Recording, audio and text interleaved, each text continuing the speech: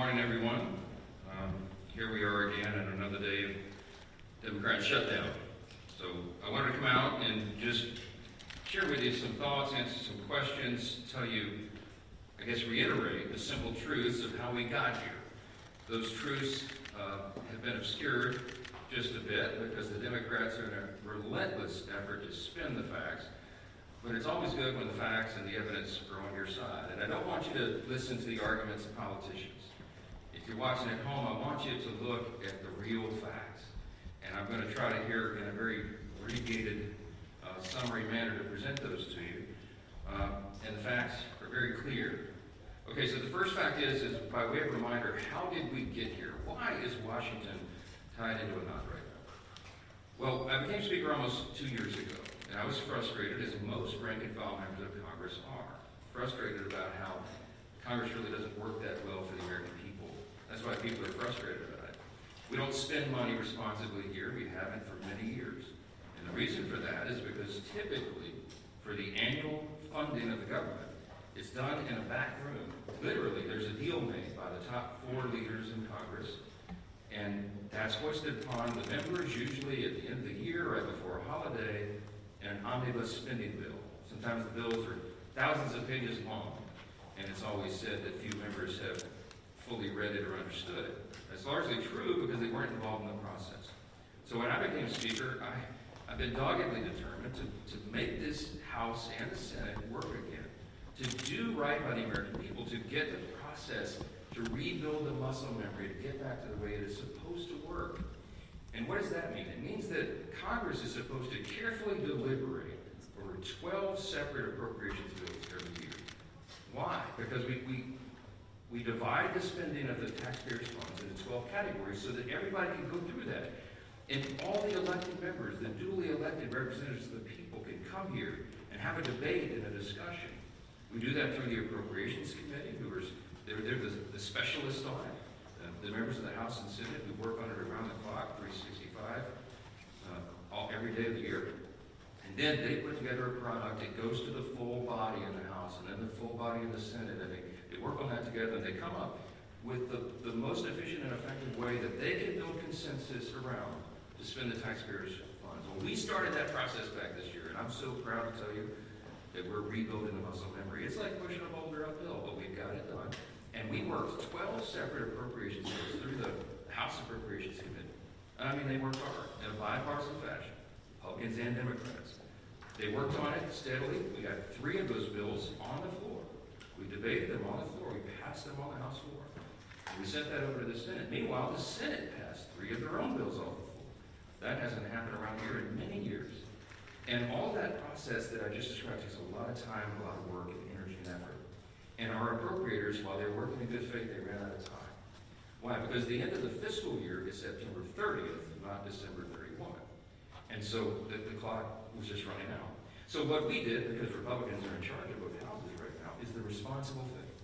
Leader Thune in the Senate and I in the House, we sat down with our appropriators and we said, let's come up with a simple stopgap measure to keep the lights on and keep the government open so that appropriators can finish this very healthy process for the people they represent.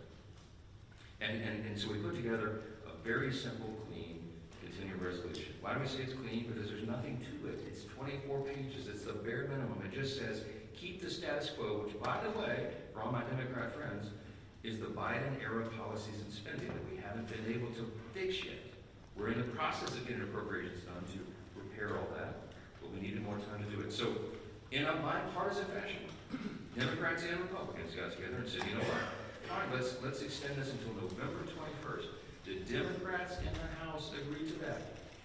That was the date. We put that on the floor, we passed it out of the House in bipartisan fashion.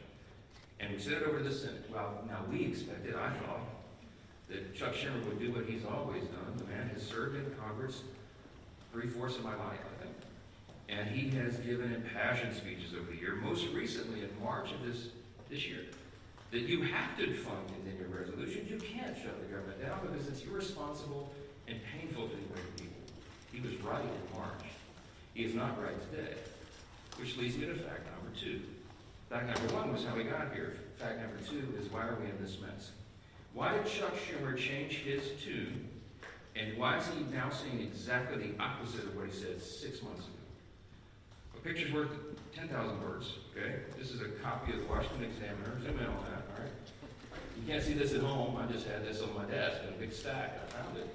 This is published March of 2025, March 26th exactly. There's a picture of Chuck Schumer looking very upset, very angry, walking out with a box, and all the House Democrats depicted their character, saying that he's an enemy of democracy. Why is he an enemy of democracy? Because the far left base in the Democrat Party has turned on Chuck Schumer because he did the responsible thing to get the lights on. Why? Because they want him to show a fight against President Trump. So Schumer doesn't want to be in this situation again. So he said, my gosh, he got his staff together and he got the far left wing of the party. He said, what do you want? What do you want me to fight on? So they created a red herring. A red herring is a distraction. They decided that they would pick a fight on health care. Let me look right into the camera and tell you very clearly, Republicans are the ones concerned about health care. Republicans are the party working around the clock every day to fix health care. It's not talking points for us. We've done it. A big part of the One Big Beautiful Bill, the Working Families Tax Cut, was to fix health care. Health care is broken in America. It's too expensive. The quality of care needs to rise. We need more access for more people, and we have lots of ideas to do that. But that issue is for debate in the next 3 months. It always was. We have members working on that. The tax credit, the subsidy you've heard about that expires December 31st, there's a lot of thoughtful debate and discussion that has already been going on about that and will go on about that. But that's a December 31 issue. So Chuck Schumer is scrambling. He has to have an issue. None of their policies are very popular. So they decided to lob onto health care. And he decided to claim to all of you that is the issue with government funding. It is not. They're two totally separate things. The clean continuing resolution would simply keep the lights on so that the members in the House and Senate can have those debates on health care. We were always planning it. We have lots of ideas on the table on how to fix it. But we don't yet have consensus on it because it's very, very complicated. We have time to do it. The month of October is a critically important time for us to get the House and Senate working on that very issue.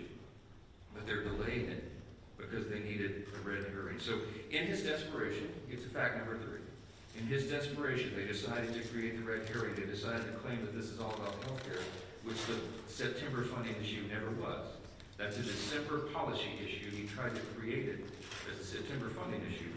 And in his desperation, they hastily filed an outrageous counter proposal. It is a wild wish list of big government liberal nonsense that we can't do. Their priorities that they crammed into this. Now remember, a simple 7-week stopgap funding measure, the CO, that we passed out of the House in bipartisan fashion, was sent over. And Chuck Schumer filed a counter proposal. Now this is his words, not mine. These are not Republican talking points. These are the facts. 2 exhibits real quick, as I've shown you before. This is page 57, an excerpt of his bill, section 2141, where you see right there that they want to repeal the health subtitle of the Big Beautiful Bill. The One Big Beautiful Bill. The Republicans got signed into law July 4th. The Working Families Tax Cut, we're so proud of that because there's so many amazing things for all the American people. A marquee piece of legislation. But among the most important were the reforms that we did to healthcare. Why? Because Medicaid, for example, is broken. Medicaid doesn't work well. It's underfunded and it was full of fraud, waste, and abuse. And we took our opportunity to fix that. And we did. So what did we do? We went into Medicaid and we said, we got to stop the waste and abuse. We got to make sure that illegal aliens are not on Medicaid. Medicaid is intended for U.S. citizens only, not illegals who break our law and come over the border. And we got to make sure that young, able-bodied men who do not have dependents are working and not riding the wagon. Work is good for individuals. It's good for the communities they live in. It's good for their own well-being and for the people around them. And so we said, don't sit on your couch and play video games. By the way, also not a talking point. There was an AEI study, I think one of the organizations that polled this, and most of these young men who are not working are sitting around literally playing video games. Get back to work. So we put that in the law. And the big thing was making sure that an estimated 1.4 million illegal aliens are no longer riding that wagon either. Why? Because Medicaid had to be strengthened. Medicaid is intended for a elderly, the disabled, and young pregnant women, as I use an example, who are in difficult situations. They need the resources desperately, but the resources are being drained by people who were never intended to be there. So Republicans got busy and fixed it. We put it in the big, beautiful bill. So, back to fact number 3, I guess I'm still on. Schumer files a counter proposal and says, we want to reverse all that. Well, among the effects, among the things that he would reverse, is putting illegal aliens back on the program. Don't take my word for it. Look at the evidence. We're here at Exhibit B. This is the list of the actual provisions that would be reversed if Chuck Schumer's language was voted on and passed. Among those, it would end. See, these are the provisions of the Working Families Tax Act. These are the provisions of our bill that did each of these things.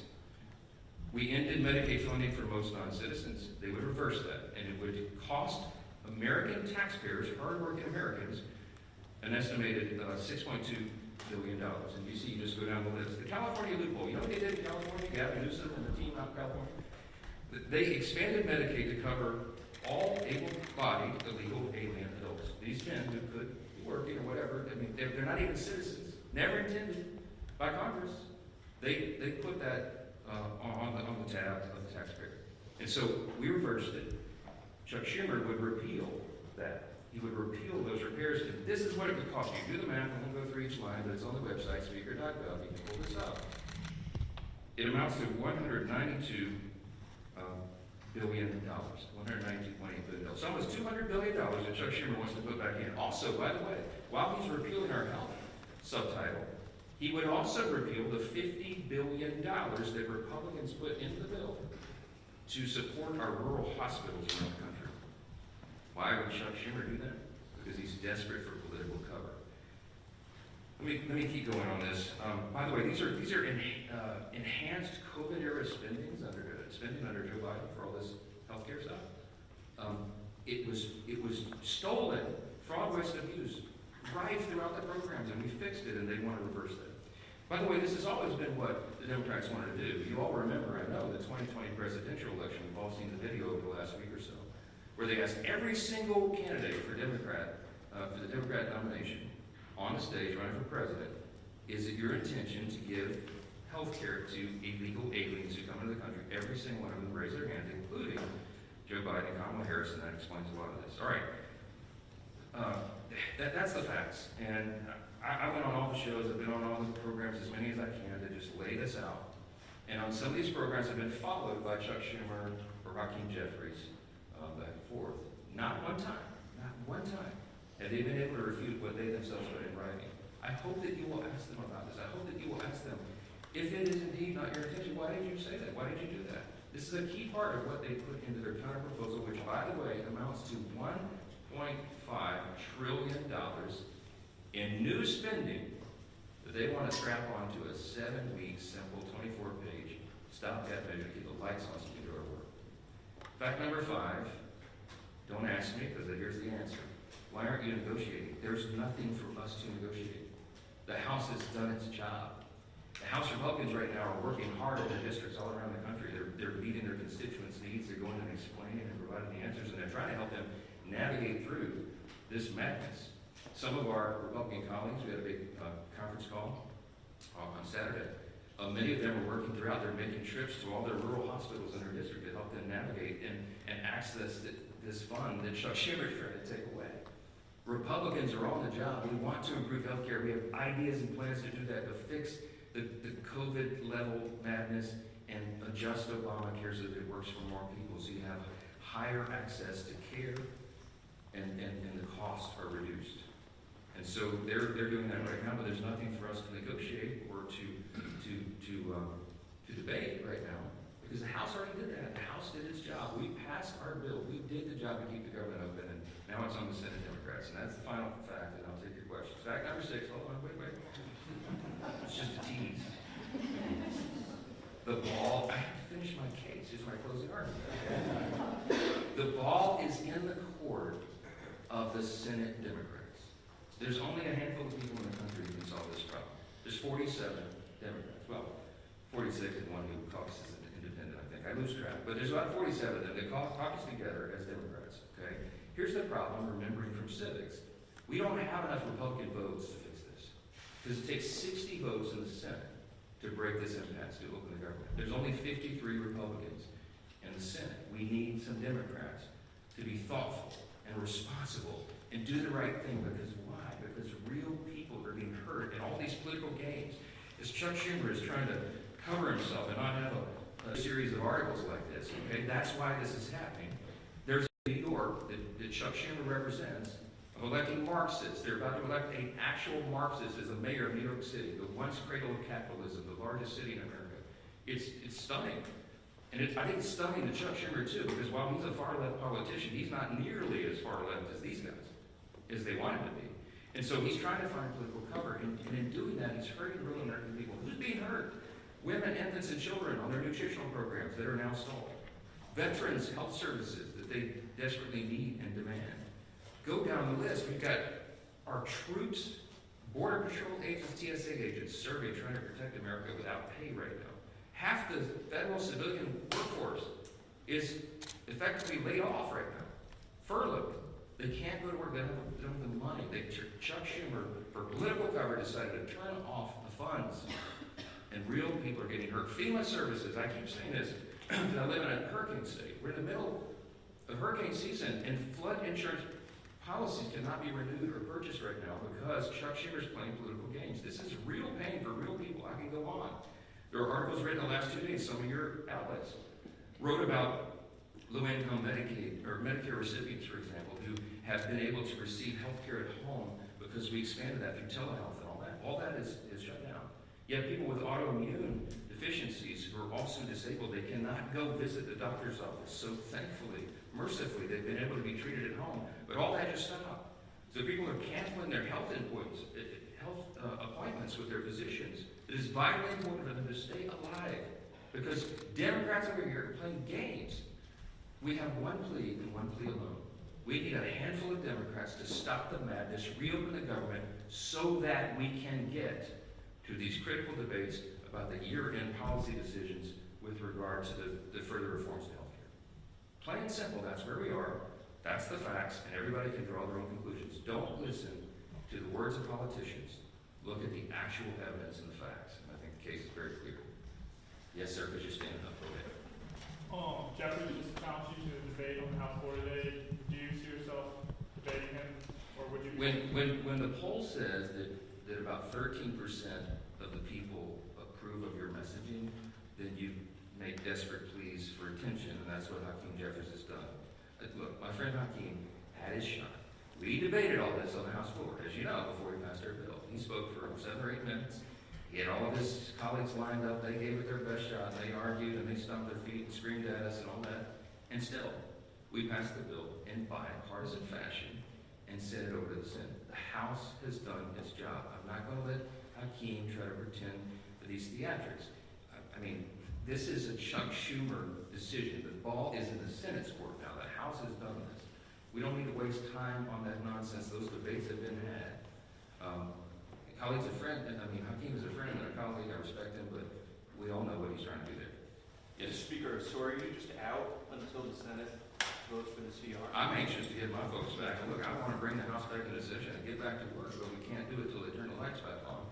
We need Chuck Schumer to reopen the government, and as soon as he does that, we'll bring everybody back here. Yes, back right. Yes, sir. Speaker, why not call it outside in the session? Because with respect to what you said at the start about the importance of passing funding bills, there are still 9 funding bills to pass in the House. Yeah, well, we remember, we passed them through the House committee, they're out of committee, and we'll get them on the floor. And the appropriators have been working, and they are working as we speak, on trying to figure out which packages of bills we can move to the floor next. And there's some really good discussion that's been had. I myself have spoken to Democrat appropriators on the other side about these things and our commitments to move that and do it. I'll tell you, I mean, this is not some sort of confidential thing. I had I think a fruitful discussion with Senator Patty Murray about 2 days ago, a day or so ago. And I told her it is my full intention that if we break this impasse and we put these bills together, we have 3 of them in conference committee right now. Whatever the conference committee comes up with, I will put on the floor. I'm ready to go. But we've got to open government up so that they can move to that next level, so the conference committee can get that That is small D democracy at its best. You get R's and D's, everybody in the room, and they hash it out, and whatever that final product is, we will move through the process. So we need to be able to do that. Yes, sir. Mr. Speaker, I know your contention is that the ECA subsidies don't end until the end of this calendar year. Do you disagree with the Democrats' position that these insurance companies are setting their premium rates now, and that people are gonna have to make open enrollment decisions in the very near future? Yes, Is part of the reason that you have to have this discussion now? Yeah, they've been saying that some of the insurance companies will be sending out notices in early November. The last time I checked, it's October 6th. We have the entire month of October. We'll stay here around the clock to work through all these things, but we have to get government open again to do it. They're trying to obscure the issue. We are talking about a simple funding measure that the Democrats themselves have voted on over and over and over. Chuck Schumer, they voted on it 13 times during the Biden administration. This is the exact same thing that was on the floor in March when Chuck Schumer, I should have brought his video and let him give you the speech, or why it was so important to pass it. Nothing has changed, except politics. So that's a political issue that they're trying to make out of it. Yes, ma'am? Mr. Johnson, thank you. You mentioned that there is no negotiation to be had, but you also acknowledge that funding the government has to be bipartisan. So is the only way out of this for Democrats to completely drop their demands? Is there anything that Republicans are willing to give? And have there been any conversations? It doesn't even seem like the two sides are talking. I'm so glad you asked the question. Why aren't you dropping all of your demands so that it makes it more palatable for Democrats to join you? I didn't put any on the CR. Leader Thune and I have tried to explain this a few times. There's nothing for us to negotiate. I cannot go to the CR and go, you know what, Democrats, you're right. Let me take out these 3 Republican priorities. I didn't add a single Republican policy or priority or preference to the CR. It is 100% totally clean. It is an exact status quo replica of what we're doing right now, which again is Biden-era policies and spending levels. To our great chagrin, but in good faith. I presented that because I didn't want to play games. We are responsible. We're not going to shut the government down for people who desperately need these services and all these things that I've said are stalled. And so we didn't, no gimmicks, no tricks. There's nothing that Leader Thune and I can go to Chuck Schumer and say, you know what, okay, we'll pull this off. Would that make it better? No, I don't have anything to give. I didn't put any of our priorities on the spending measure because, again, all we're trying to do in good faith is get 7 more weeks to finish that appropriations process that we've been all so excited about. Jay? Who will own, if you're not able to extend these subsidies, which is a possibility, it seems, who will own the political impact from that if health insurance does go up 200%, as people are warning? That's putting the cart a mile in front of the horse. I know. I believe that the subsidy issue, that's the December 31 issue, is a complicated one. It hasn't worked well. It's filled with abuse. We have a lot of ideas on how to improve upon that if indeed that goes forward. And I mentioned yesterday, there's 535 members in the county House and Senate, and there's probably 400 different ideas on how to fix that. But we need the next couple of weeks to have those vigorous, deliberate debates, which is how the process is supposed to work. So I'm not going to forecast how that comes out, and neither could any of you, because those debates haven't been held yet. And that's kind of the irony, because Chuck Schumer is saying something that he knows isn't true. He's saying, oh, you guys snap your fingers. You and Leader Thune go in the back room and tell us how that's going to be resolved today so we can reopen the government. That's impossible for me to do. I have to have the input of all of our members so that they can figure that out. So that's part of the process. Last question, Mr. Speaker. Can you just talk a little bit about your recent conversation you had with Senator Murray? Have you been personally lobbying any Senate Democrats to switch their votes in support of the CR? No, they haven't exactly been ringing my phone off the hook, okay? I'm open, always have been for dialogue with anybody about that, but I think she wanted an assurance from me that what I'm saying is true and that we have every intention of moving the appropriations bills, and I said, yes, ma'am, of course it is. I say the same things privately that I say publicly. We are consistent, and that's why it's easy for me to stand up here and share the facts. When the simple truth is on your side, you have nothing to hide from. I'm just presenting it to the American people. This is the fourth time we've done that. I hate to drag you all out and go through all the details, but I've got to put on the case over and over because repetition apparently is the key to this. People are starting to recognize this is not a Republican shutdown. It is a Schumer Democrat shutdown. Again, why? Because they needed political cover. It's shameless. It is sad. Real people are hurting, and it needs to end. They'll have another opportunity this evening. And I sure pray, I hope you all will, that a handful of additional common sense people on the Democrat side will change their votes, reopen get back to all these issues as we desperately want to do. Thank you all so much for being here.